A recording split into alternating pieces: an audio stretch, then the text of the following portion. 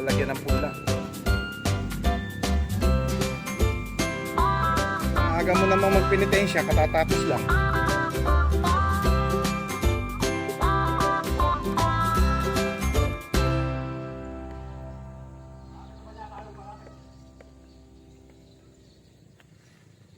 Ayan, dyan po ilalagay. At lalagyan ho yan ng lupa maya-mayang konti.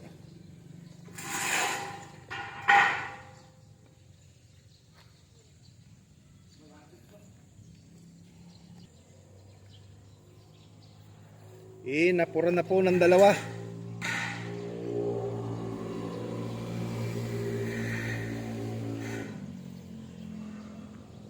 Sa isang ektarya, ilang ganyan ba nagagamit, Kuya Omi?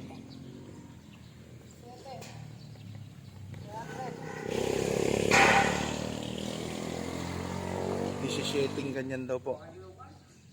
O 300.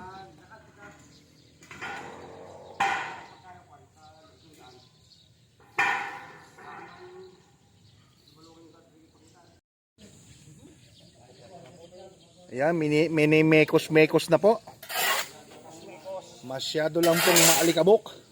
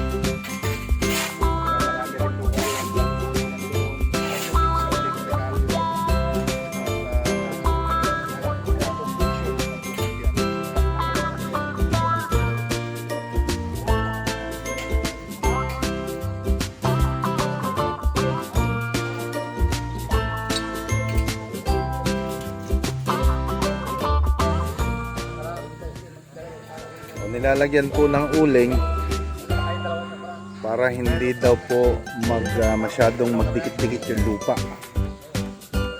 So siya pala ang pinaka-separator. At the same time, yung uling maganda rin po yan sa halaman, mga kabukid. Carbon.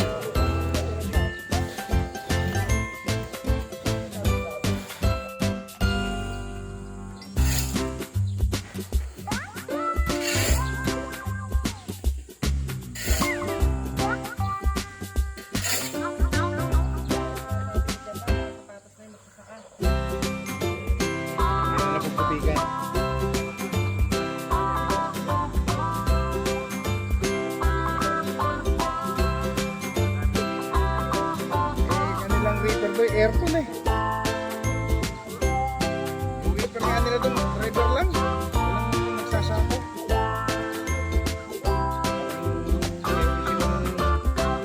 Orange doon sa likuran, tapos binubuga lang.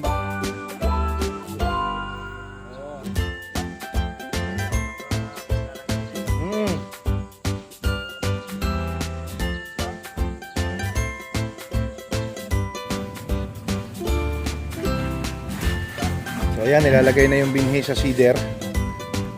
Tapos yan pong seeder, hihilahin naman po yan ngayon.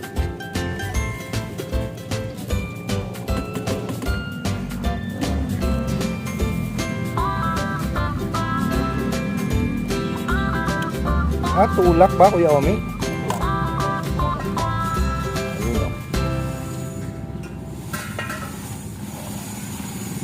See?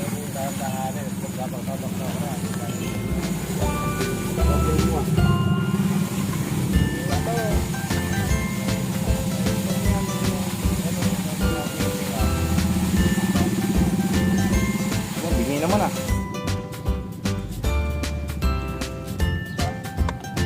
Ata ito eh. Nakating.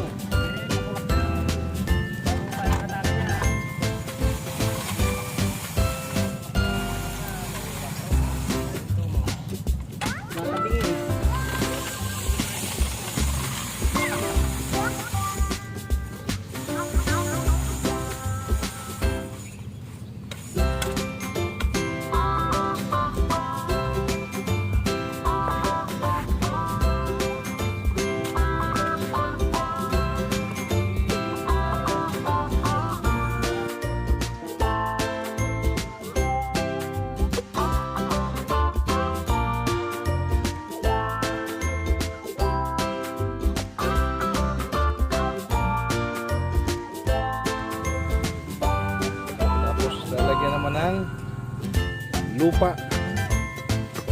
Yan. Tawag nila dyan tappings. Pag natapingan mga kabukid, ay didiligin na uli. Tapos tatakluban.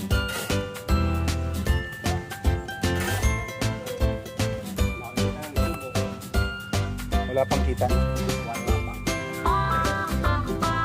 Labas na tubo, wala pang kita.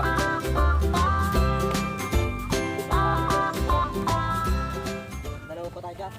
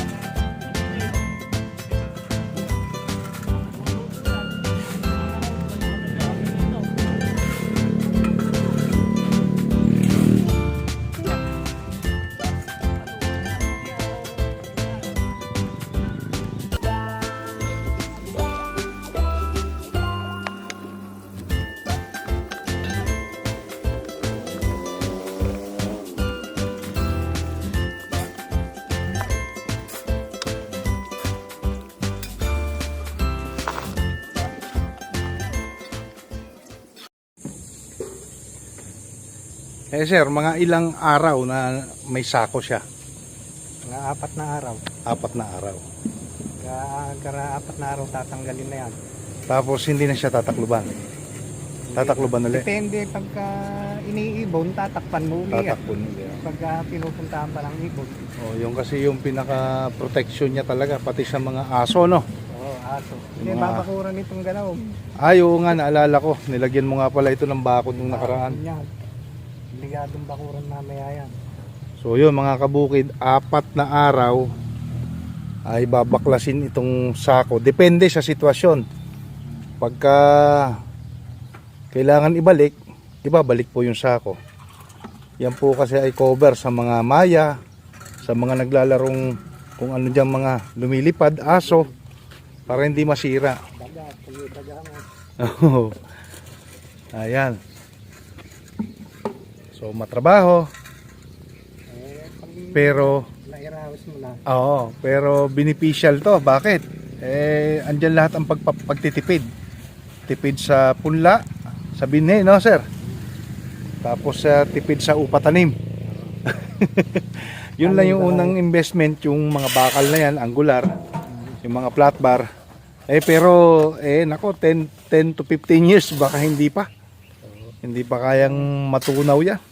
Kaya hindi nasisira yan. O ayan o. Inisa-isang lagyan ng sako. Dinilig. Nilagyan ng sako. Tapos lalagyan ng bato ang gilid kasi lilipa rin po ng hangin ito eh. O ayan, talagang sakripisyo lang sa una. Pero maganda po ang magiging resulta. Tuloy-tuloy po yung update na gagawin natin dito. Hanggang sa tanggalin po yung mga sako na yan. Babalikan po natin ito mga kabukid. Kaya tutok lang po kayo.